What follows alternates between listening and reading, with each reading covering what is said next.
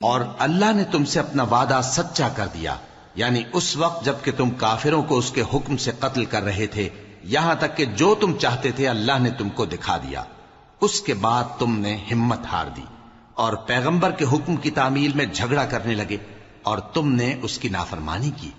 بعض تو تم میں سے دنیا کے طلبگار تھے اور بعض آخرت کے طالب۔ اس وقت اللہ نے تم کو ان کے سامنے سے ہٹا دیا تاکہ تمہاری آزمائش کرے، اور اس نے تمہارا قصور معاف کر دیا، اور اللہ مومنوں پر بڑا فضل کرنے والا ہے۔ وہ وقت بھی یاد کرنے کے لائق ہے جب تم لوگ دور بھاگے جاتے تھے اور کسی کو پیچھے پھر کر نہیں دیکھتے تھے، اور رسول اللہ صلی اللہ علیہ وآلہ وسلم تم کو تمہارے پیچھے کھڑے بلا رہے تھے،